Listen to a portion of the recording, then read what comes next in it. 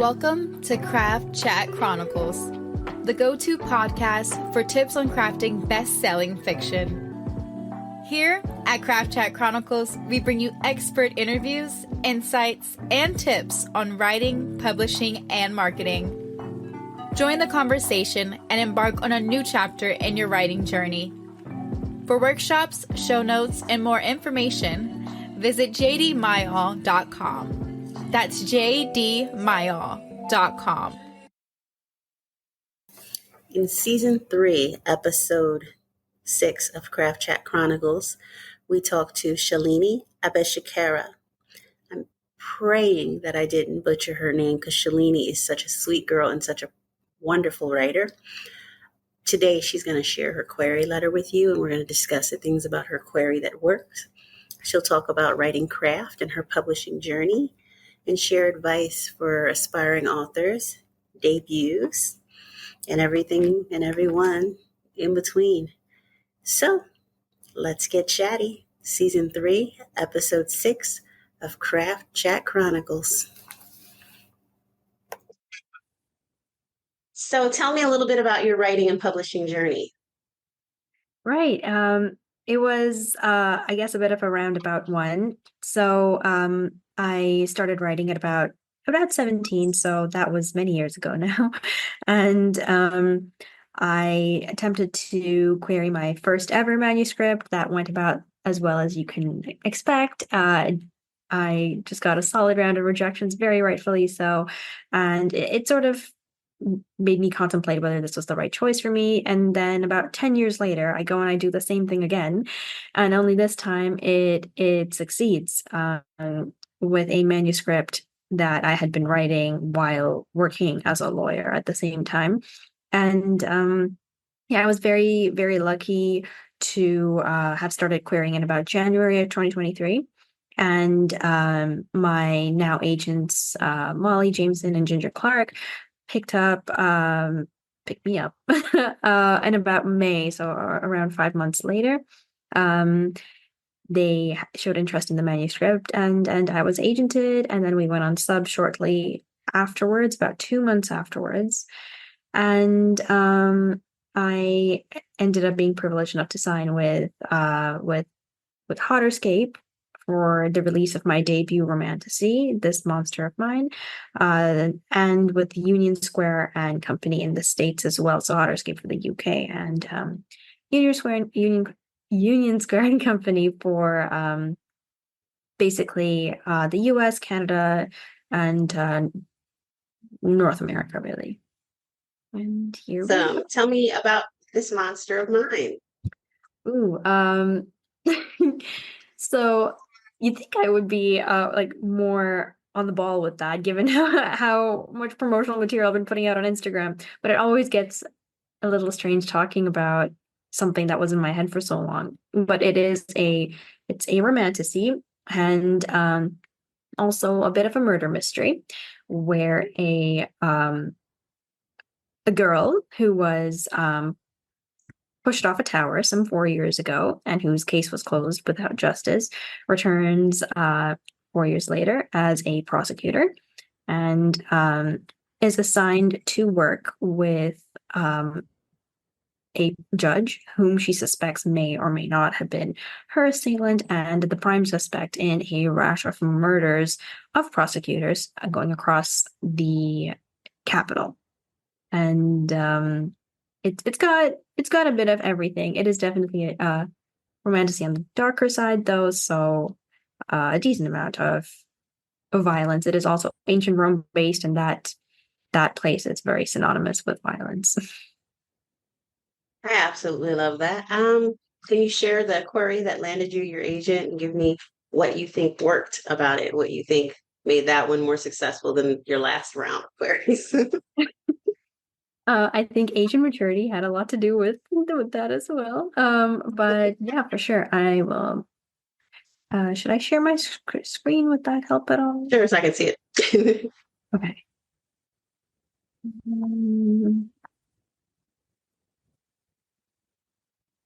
All right.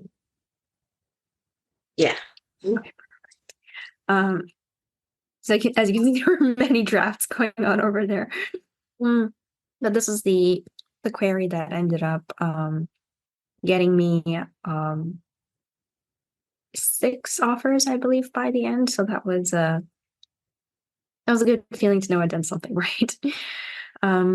So it goes, Dear agent, I'm thrilled to bring you my 105,000 word young adult at the time Roman-inspired fantasy romance with crossover appeal, This Monster of Mine. Blending courtroom drama, the murder mystery of Down Comes the Night by Alison Saft, and the enemies to lovers romance of Carrie Maniscalco's Kingdom of the Wicked, it celebrates a quiet but dangerous heroine of color with PTSD and examines legal injustice, the monsters behind it, and the monsters they create. 18-year-old Sarai knows the taste of death. 4 years ago, she was found horribly injured at the bottom of a tower with only one memory of how she got there. She knows she was pushed. Investigators held that she jumped, and her case was closed without justice. In the present, Sarai hides her identity and returns to the scene of the crime as a predator, prosecutor who can magically detect lies. Her goal? To secretly investigate her near death and ruin the man responsible. Vengeance seems at hand when she's selected to work for the coalition of judges who rule the land, until she's assigned to the youngest and most dangerous judge, Kadra, whose voice matches her only memory of her assailant. Ice-cold and perennially sadistic, Kadra channels both vices into raising corruption. His preferred methods? Burnings and beheadings. So the entire country is bewildered when he invites Sarah to live with him while she acclimates to the job. Desperate for evidence against him, Sarah agrees and begins a double life, solving cases with Kadra by day and searching his home at night. Yet every case highlights the judiciary's corruption in comparison to Kadra's vicious justice. Worse, a dangerous mutual attraction brews between them as Sarah questions if she has the right man. But the judiciary is keeping secrets. Predators fall from towers in the dead of night. Whispers abound of a killer among the judges, and Sarah starts to wonder whether Kadra is keeping her by his side to protect her or prey on her. As evidence mounts on both sides of the scale and fear runs rampant as to who the next dead predator will be, Sarah must distinguish monster from madman and lie from lover, or choose the one person no one sought justice for, herself. And the rest is just like my bio and housekeeping. I love that. There are so many hooks in there that I think are what worked for you. Like I love the legal thriller with a woman of color. You don't see that a lot. I love that she's got the love interest that could potentially be the killer. There's just so much in there. I can see why you had so many offers. How did that feel this time compared to last time to have so much interest? But honestly, amazing. I think the whole reason it took so long to even try again was that the first round was very disheartening. I mean, rightfully so. It was genuinely it was not my best work, but it really did encourage me to put my best foot forward this time. There you go. When you got your offer from your agent, how did that go? Did she send you an email first? Did you guys just initially, did she call you? How did it work out? Yeah, Molly sent me an email at first, and we just sort of scheduled a time to chat. I wasn't sure if this was going to be an offer. It was just, like it was an email, more to chat. And yeah, she offered during that chat, and it sort of ended up being a whirlwind right after because of notifying all the other agents whom I queried that there was interest, and then things just really moved very quickly over the next 2 weeks. How did you decide to pick her as opposed to the other people who showed interest? So I was in a interesting situation where after Molly showed interest, I reached out to other agents, one of whom was Ginger Clark, and she reached back to me along with Molly saying they realized they both read the same book and would be interested in co-representing me across both sides of the Atlantic. So Molly would focus more on things that are UK and Commonwealth based, and Ginger would focus on the US, North America, that the Atlantic side of things. Unless I'm getting my oceans mixed up, but yeah. And I think from that point, it was pretty clear that I was going to go with the two of them. Not just, the two heads being better than one sort of thing, but their vision for the book was so clear cut, and they were as enthusiastic about it everyone was pretty enthusiastic about it, but something just clicked with Molly and Ginger. It was just because I feel like it's not so much an agent that it's not so much that I was looking for an agent that would represent me and my career, but an agent that would also um, understand how I worked. I feel like that was really, really important to me. I'm a pretty anxious person, and so I wanted someone who I wanted to work with people who would understand that I will panic over the smallest things. I won't like send emails or mass bother people, but someone who would be like, okay, this is normal. Like someone who was steadfast, reassuring, and Molly and Ginger are absolutely that in spades, in addition to being incredible agents. So yeah, it was a pretty easy decision at that point. And how long were you on sub? Um, oh, so for the UK, I ended up being on sub, I think, for about 3 weeks, let's see, July 26th. And oh, yeah. So it ended up, it's interesting because I guess the entire process took 3 weeks, but I suppose technically I was on sub for maybe a week. Because we sent it off by July 26th and we got our first offer on August 2nd. It was my birthday, so I remember that very clearly. And yeah, and by the time the auction came and went, it was late August. I think about August 28th is the date that keeps coming to my head. So yeah, I'd say about 3 to 4 weeks in total for everything to solidify. The auction process go? Mine was preempt, so I didn't get to experience the auction fun. How did that go? Yeah, it was I believe it was a rolling auction. There were two other publishers who were showing interest, and it was just for 2 weeks afterwards, we would say, okay, like this is the deadline. My agents would say, this is the deadline for offers. And I got to meet and chat with the editors of each of the publishing houses. So that was really, really exciting. And then at the end of it, it was similar to like going with an agent. It was similar, very similar to that in the sense of having to pick which editor I thought would be great for book, but also which one thought I would work with the best. And yeah, I would say auction wise, it was just mainly a process of meeting with the editors, getting to really know them, and just sort of sitting and waiting as offers just came in and hoping that you would vibe really well with the person behind it, which I'm very lucky to have vibed very well with Kayla and Molly, my editors. And how did the editor call go? Ooh, I really didn't know what to ask. At the time, I was very new to the whole thing. I never really thought I would get this far, so I turned to Reddit and got a whole list of questions of things to ask. Like what their vision for the book was, what they thought what they would change, etc. And it went just really fantastically well. It's something that I will probably never forget, and I think was the deciding factor with my deciding to work with Kayla Singleton of Potterscape was when it came down to Potterscape and PMJ Penguin Michael Joseph. They both sent letters over to sort of sum up their position and like help me make a decision. And they were like the sweetest things. I still have them. But Kayla's was in Kadra's colors. So in this Monster of Mine, each judge sort of has their own set of colors that they have on their robes, on their insignia, on everything. And her letter was in Kadra's colors, which is black and gold. And I just remember reading that and thinking, this is it. Like she really cares about this book. And like it was just an emotional feeling seeing how much she cared about it and how much she was prepared to advocate for it and bring out the very best in it. So yeah. I love that. And I love that you were prepared for yours. I interview people all the time and I was so nervous I froze like a deer in headlights.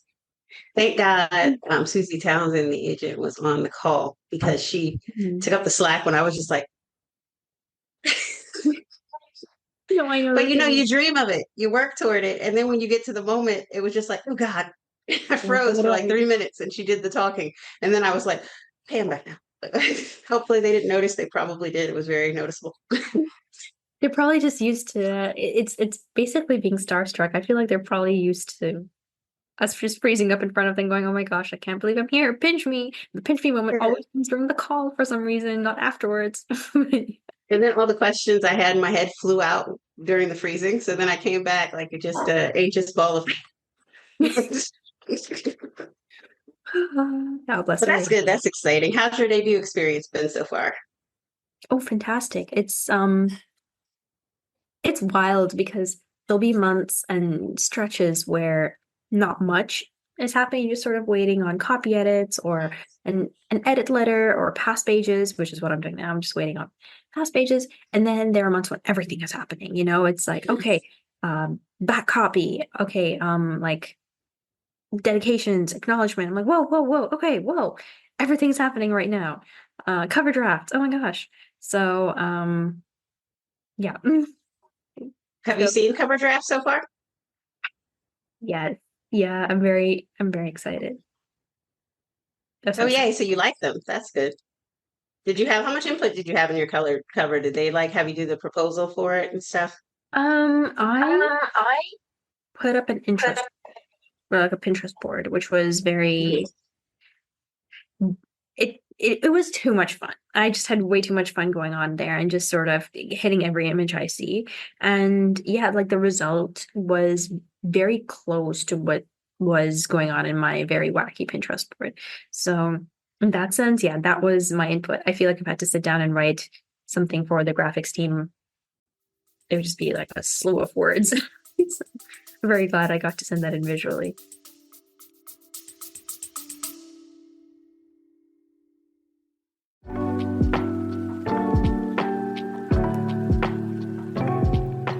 Hi, JD Myall here. Sorry to interrupt. I wanted to thank you for tuning in and to let you know that this episode of Craft Chat Chronicles has been brought to you by Heart's Gambit, my debut novel. It's available for pre-order right now at barnesandnoble.com. What is Heart's Gambit, you ask? It's about two time-traveling families, one cursed magical duel, and the pair of star-crossed lovers who might break the cycle if they don't break each other first. If you love the time travel romance of Outlander and the lush, haunting magic of the night circus, this is the book for you. Pre-order Heart's Gambit today at barnesandnobles.com and grab your copy when it hits shelves on February 3rd, 2026, wherever books are sold. Again, pre-order Heart's Gambit today at barnesandnoble.com and grab a copy when it hits store shelves on February 3rd, 2026. And while you're at it, don't forget to buy a copy of today's guest book and support their projects as well. Support authors, support bold stories. Now, back to Craft Chat Chronicles. Let's get chatty.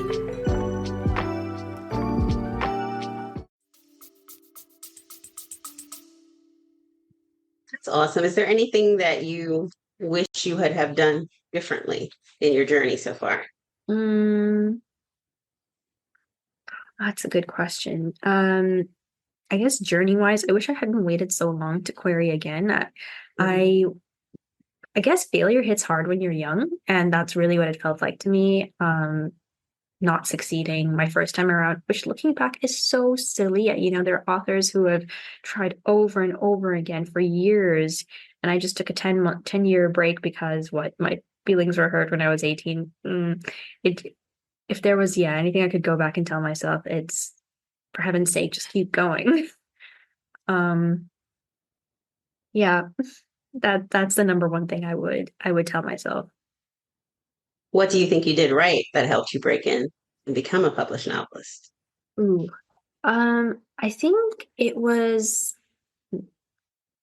really looking at what the market was like, looking explicitly at what agents said that they wanted, and really taking the time to understand the reading landscape. When you're 17 and 18 and I had a single brain cell bouncing around my head, you just think, okay, yeah, I know better. This is going to be the next greatest thing. It's not. And taking all those years to sit back and read, and not just read as a reader, but read as an author and see what other authors are doing and just how incredible and talented they are, and write from a place of, joy and um, delighting in creation, but also from a place of just um, being like more humble and understanding what readers like, what readers enjoy, I think was the biggest thing for me. Because before I was just writing, honestly, whatever the heck I wanted without any regard for, is this even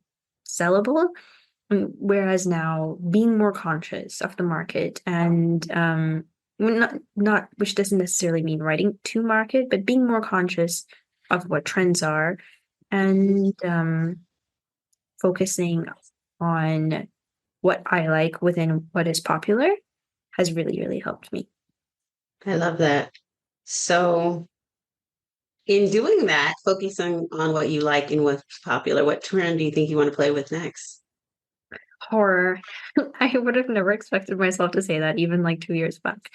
But I'm loving the resurgence of horror these days in film, in television, and the sort of horror romanticities, horror sci-fi romances that we're getting these days. It's fascinating. I absolutely love it. And How do you hook readers on the very first page of a novel? I always try to start off with the first line that makes people want to keep reading. TikTok and Instagram have destroyed my attention span completely, and so I I always try to focus on what will make someone stop scrolling. So we'll make them stop and stare just for a second to read the next line and the next and the next. And making people stop doesn't necessarily have to be a line that excites them. It could be a line that frightens them, that shocks them, that just makes them more curious. Anything to just sort of make them say, maybe I want to see what's coming next. And so I usually go for something that's relatively short, relatively punchy, and tries to stick in the reader's head as much as possible. But yeah. Can you give me an example of a first line? So the first line of the prologue of this monster of mine is my Word document likes to load. Is right. Is the girl was still alive when he returned with the tablecloth they'd used to dispose of her. Ooh, And so, and especially given that it's a murder mystery, my hope is that people go, okay, well then, and keep going. But so that was for the prologue, but for chapter one, I tried to keep it even shorter. And it's just most days all Sarah I could see was blood. And just ooh, I like that too. Very good, very good. And what do you think are the essential elements of a good first page? This one's hard. I feel like there's so many great ways to start a novel. I mean, if you're starting in the middle of action, I mean, in media res is always a very popular way to go. So that can hook a reader immediately. But I think what a first page to me as a reader, what a good first page looks like is something that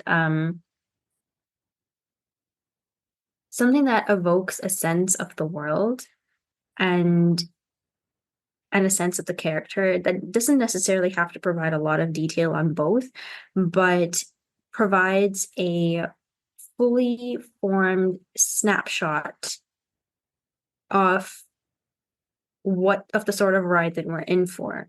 Sort of like the opening scene of a movie where you see setting, you see character, you see you might even have a little bit of dialogue, and you get enough action for people to settle in their seat and go, okay. So something cohesive like that, I think, is important for a first page. Rather than, we need to know everything about the character up front, or everything about the world up front, or we need to immediately jump into action. To me, a snapshot of what we're facing is very is key to keeping me interested at any rate. And how do you avoid the saggy middle?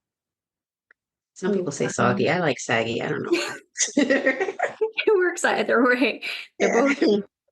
both laden under the weight of something. But I am a very detailed plotter.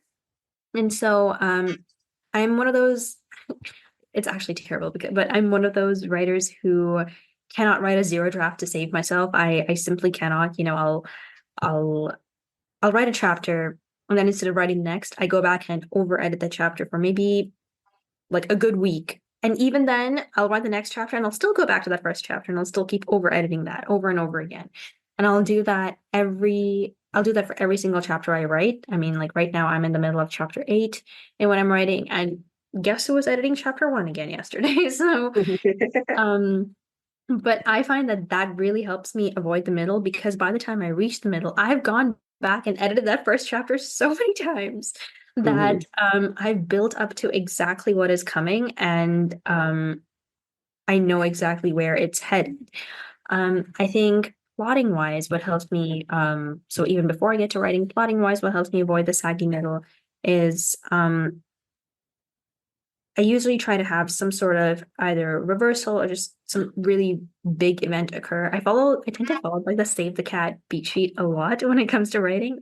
That's and having something huge happen at the midpoint is it's one of my favorite things to do in writing. And it helps me avoid the middle because I'm consciously building up to something at the midpoint, and then past the midpoint, you're dealing with the consequences, the fallout of what has happened at that midpoint. And that to me helps prevent some of the bloat and the loss of action that can occur. Love that, love that, love that. And I too constantly go back over my first, but the first chapter is so important. If you don't get them there, they won't read the whole book. So, Exactly. any tips for compelling endings? Ooh.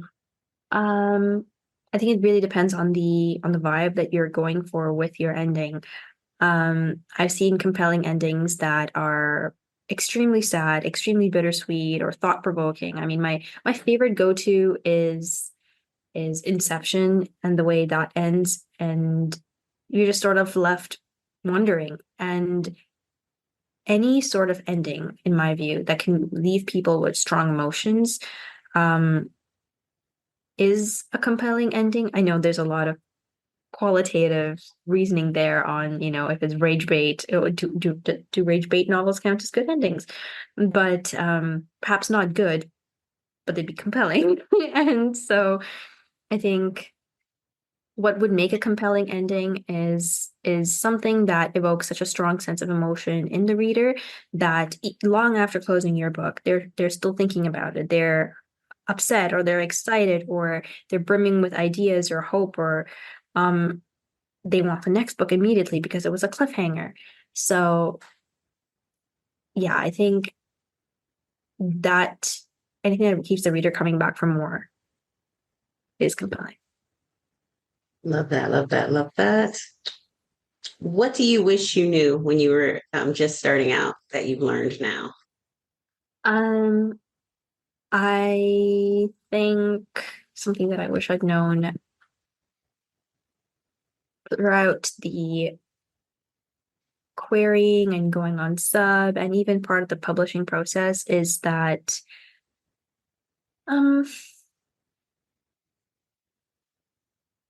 your novel is going to change throughout the process, and not necessarily in a, traditional publishing makes you alter your novel sort of way. But in a it's becoming its highest self sort of way. I've discovered just how little I knew about editing a scene, and I've learned so much from my editors on tighter dialogue, tighter world building, storytelling. I think there's almost a tendency of, especially for me, when I was on sub, when I finally signed with Molly and Ginger, that okay, this book is as good as it's going to get. It's, this is it. This is the book that got me an agent. And then you see it. I ended up rewriting about I'd say 60% of my book. And it just like chapters got shuffled around here and there. And it is so much better for it. And I could have never conceived of that on my own. So I think if I were really, really attached to the idea of what I wanted this book to be, maybe I would have sort of had strong feelings about it. But honestly, it's so perfect now that when I look back at the old drafts, I'm just kind of like, did this girl just not see how much better things could be? That yeah, I think you hear so much, especially on Twitter, on social media platforms, on how much your book is going to change during the publishing process and how discomforting and awkward that can be. But I think what I wish I'd known was that it's not as scary as it's made out to be. It can be such a helpful, such an amazing process that brings out the very, very best in your book. So I was really anxious for nothing. And how many revisions did you do with your editor? Um, I'd say about 3. It was almost like a 2.5 sort of situation where we just had like one last little tweak a few little tweaks at the end. So about 3, yeah. Okay, that's good. What makes a good villain or antagonist? Ooh, I do love. I think villains who are not just the hero of their own story, but could have been the hero of any story are very, very compelling because you can see where they were so close to the light, so to speak, before they just veered off and sort of went mental. And I think, especially nowadays in TV, there's and reflected in books as well, there's so much more nuance in what makes a hero and what makes a villain, and that provides a very compelling playground for writers to play in terms of what morality looks like as displayed in our characters. And so I'm trying not to give away anything about my book right now in terms of spoilers, because a lot of it is like the female character learning who she can and cannot trust.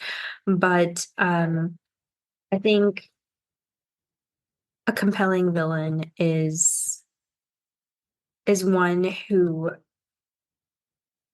you also cannot help but whom you're torn between detesting and empathizing with at the same time.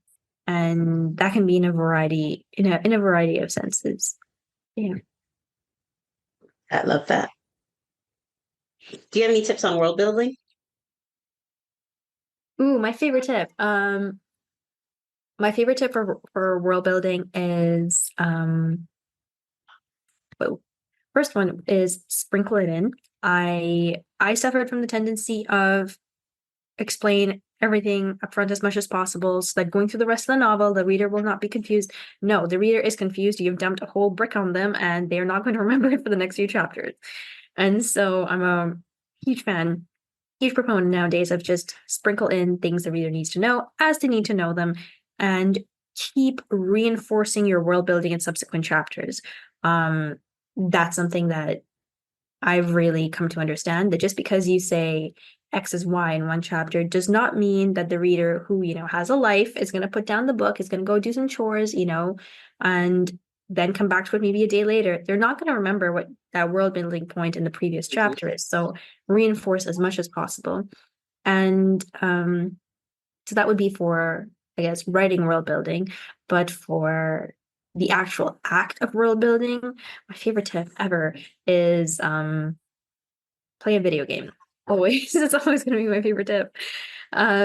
Because these worlds in video games, especially single player games, they're constructed from the ground up. Everything from the landscape, the buildings, the vegetation, the economics, the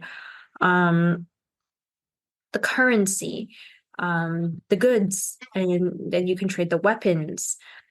Everything is constructed from the ground up in a lot of these cases, and it is it's just a treasure trove of, it's like a textbook on how to world build. You see how people, how the um, game developers have created entire worlds out of very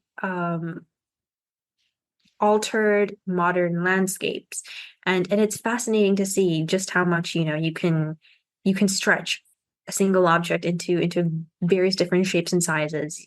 Like I have so many examples in my head and so many video games in my head, but weapons are a classic one for me. And when you see how they do it, especially because video games tend to rely so much on lore, and you look deep into the economics, the politics of how video games construct things from the ground up, it becomes so much easier to envision your world and to ask yourself the same questions that these developers were asking themselves when they were building these worlds. And I feel like the world ends up a lot richer. The world of your book ends up a lot richer for doing that. Love that. Love that. Any tips on dialogue? You said you learned a lot about dialogue in this process. I did, yes. Specifically dialogue tags, the bane of my existence. But so I watch a lot of TV, and so I tend to try to make my dialogue as realistic as possible. I'd always try to imagine someone saying it, and if it just sounds hokey, then I don't go for it. But I think conversations that can sort of play back and forth on screen do not really translate well on the page when readers are really tired of people talking about the same thing for a whole page.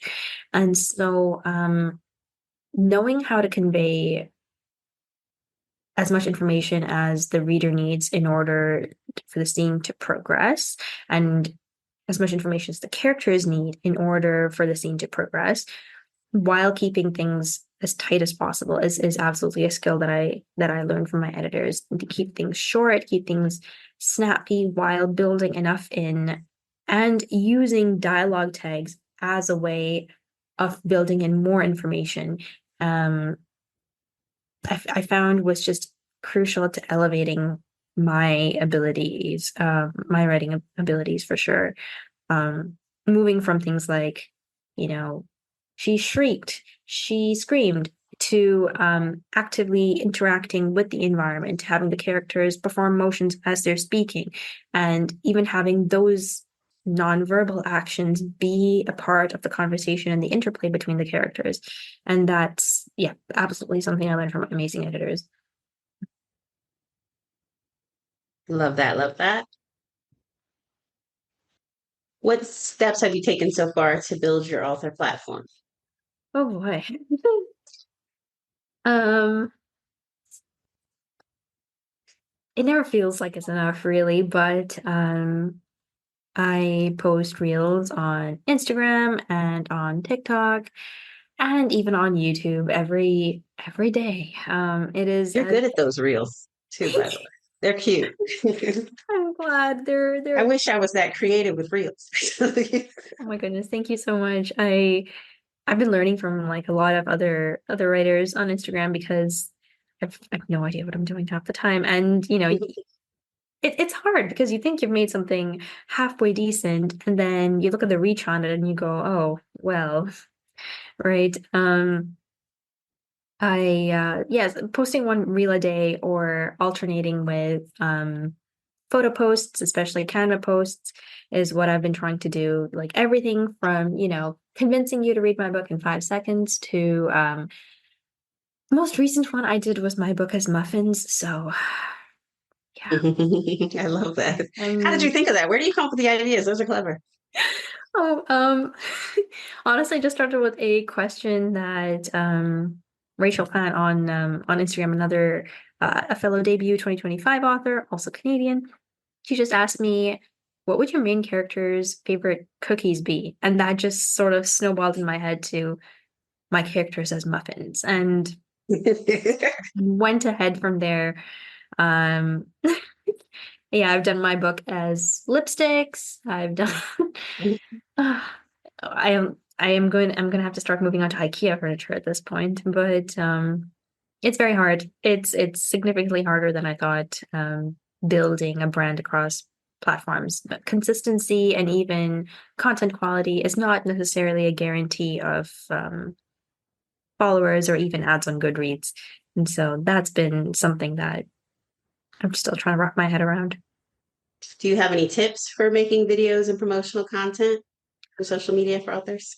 Ooh,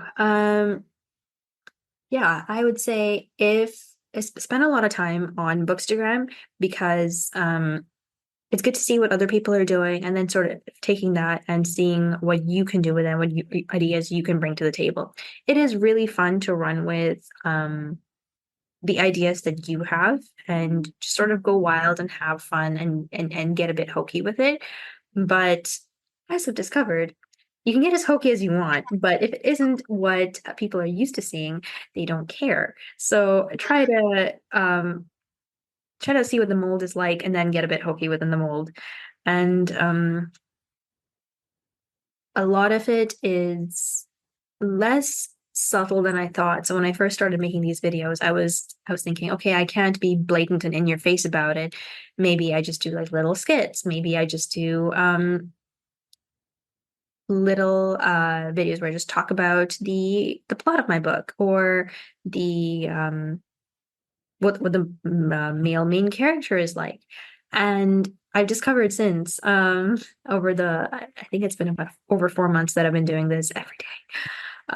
That you do have to get a bit blatant with the advertising, be like convincing you to read my book in 10 seconds. Just get it out, get it in your face. If you try to be very overly subtle in your advertising, people have no idea what you want from them. Do you want to like? Do you want to comment? What do you want? And I feel like the second I just got a lot more, this is my book. I'm promoting it. Please add it on Goodreads or pre-order if you'd like. Was when I really actually started to see my engagement go up a bit more because people are like, okay, I know what you want from me. I understand this. Love that.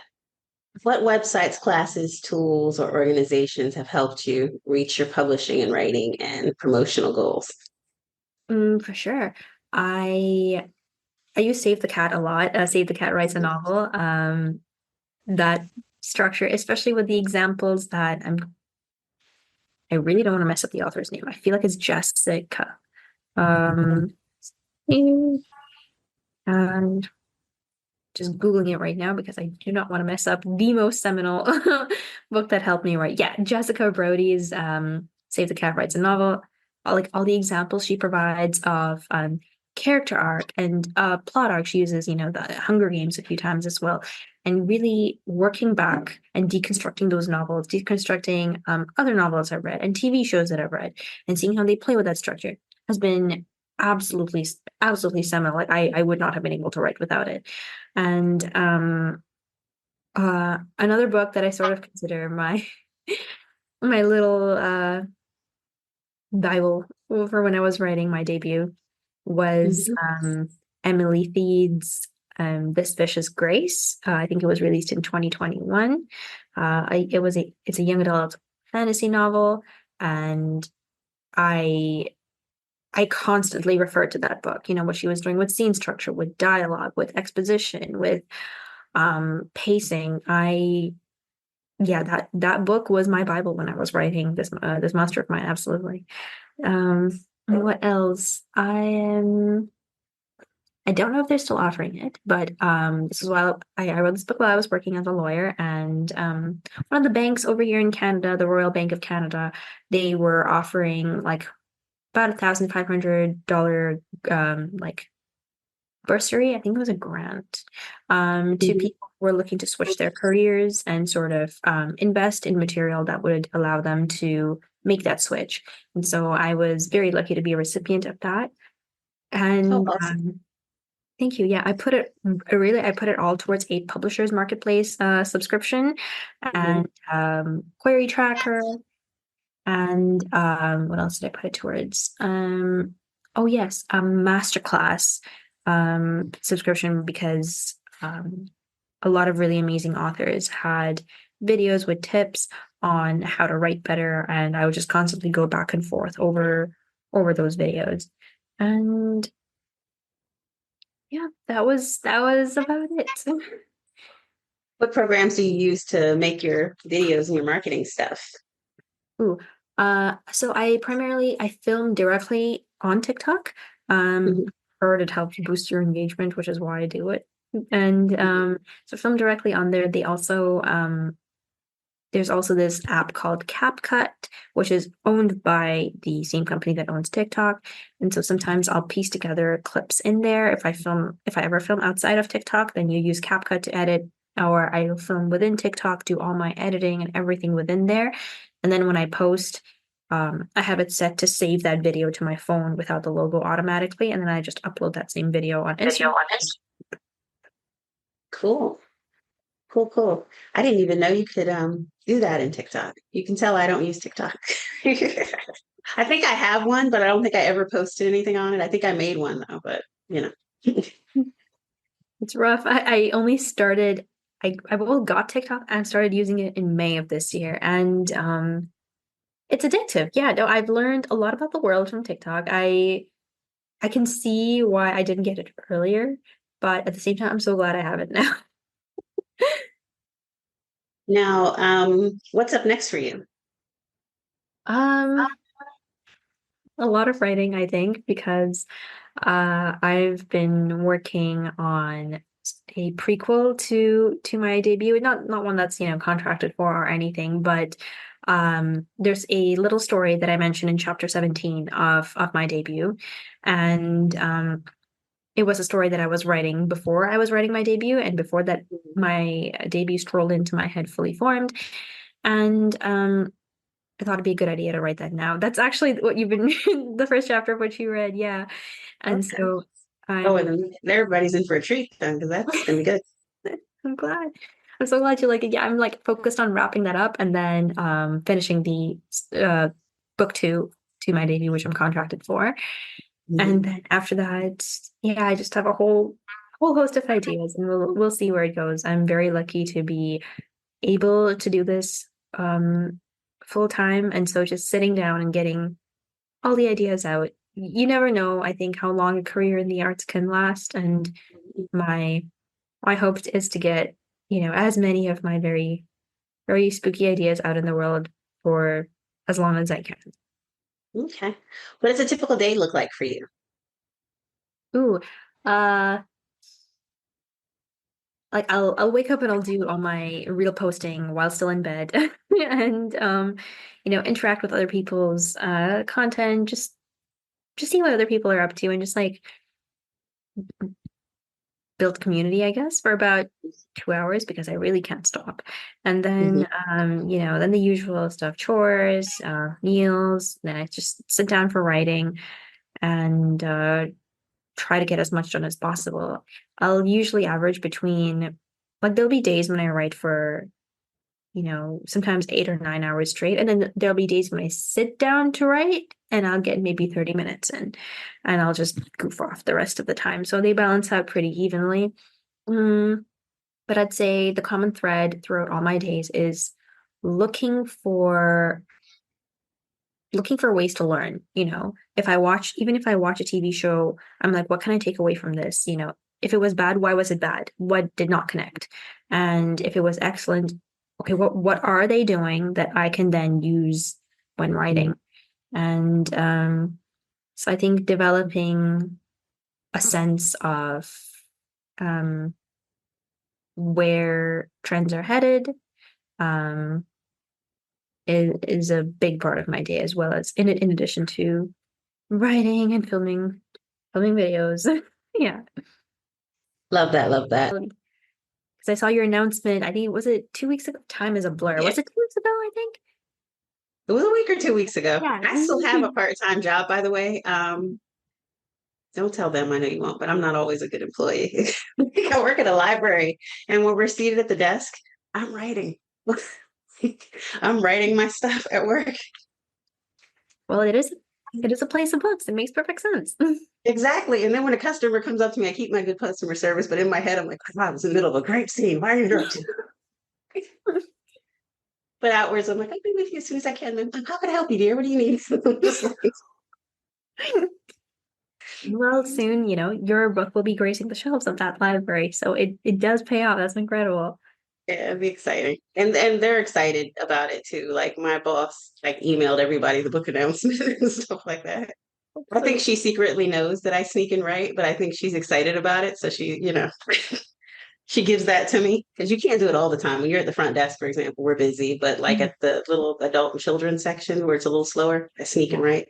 mhm. I actually also snuck and line edited, well, not line edited, but left you comments in your chapter there too. I was at work. I was like, oh, this is good. So glad. Okay, so what advice do you have for aspiring authors? Or actually, let's start with advice for debuts and then we'll go to aspiring authors.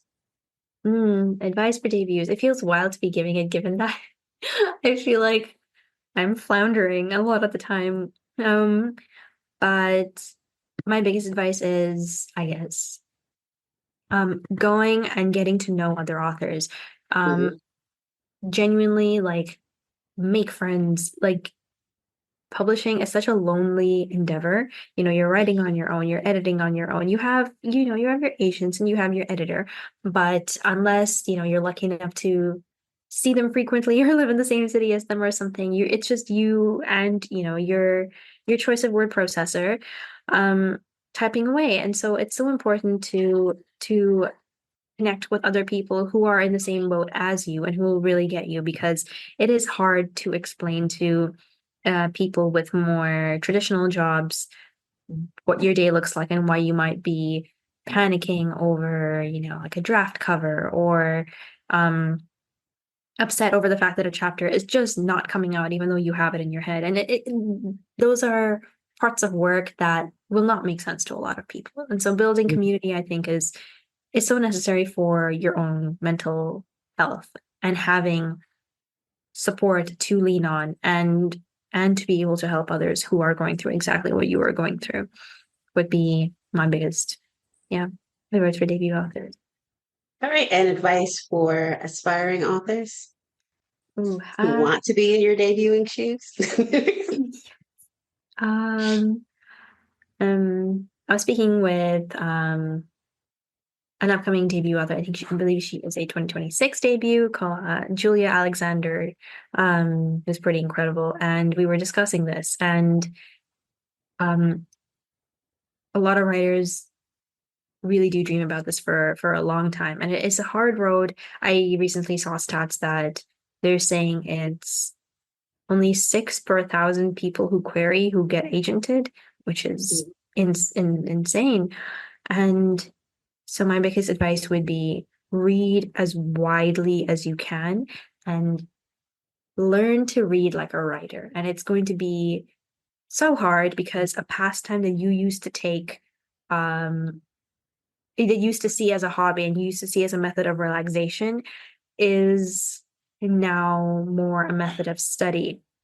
And that can take away some of the turn off my brain and just relax aspect from it, because you'll see lines, you'll see character arcs, you'll see specific scenes that make you go, oh my gosh, this is brilliant. Oh yeah, this is how the story structure is working over here.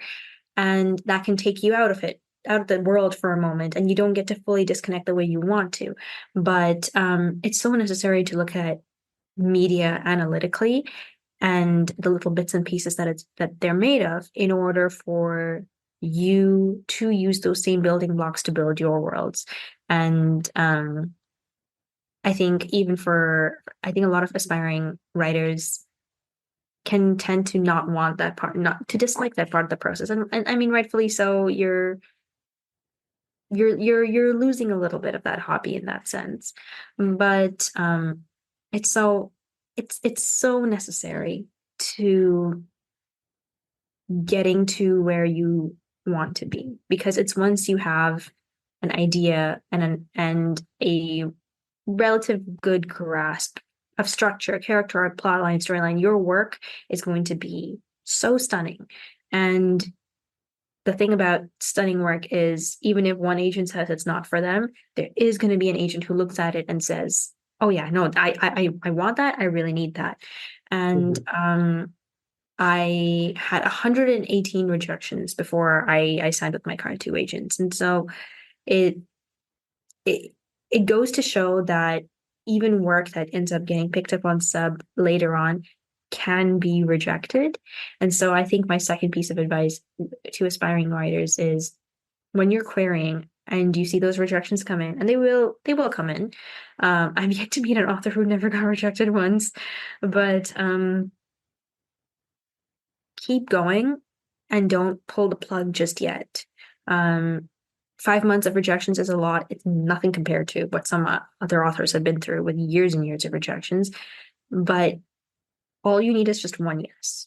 And once you have that, congrats, you're in, right? But if you pull the plug too soon before you get to that yes, you'll never know whether you could have gotten it. So yeah, keep going and keep studying.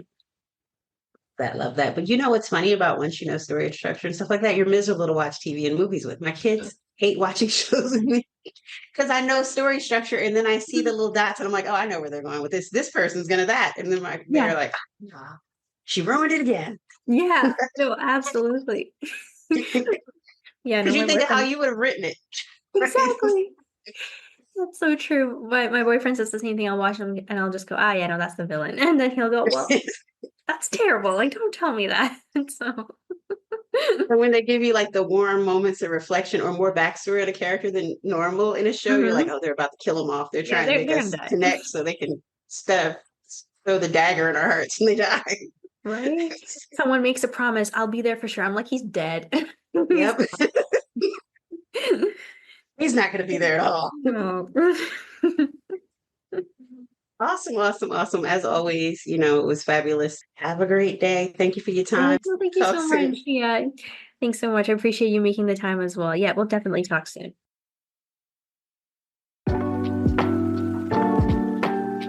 That wraps up today's Craft Chat Chronicles with JD Myall. Thanks for joining us.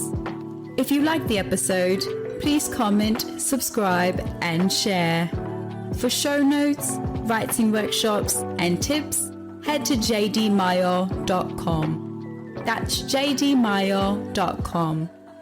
While you're there, join JD's mailing list. Are you struggling to keep your writing organized? Trust me, I've been there. I want to introduce you to Scrivener, the ultimate program for all writers. You can outline, draft, and even edit all in one place.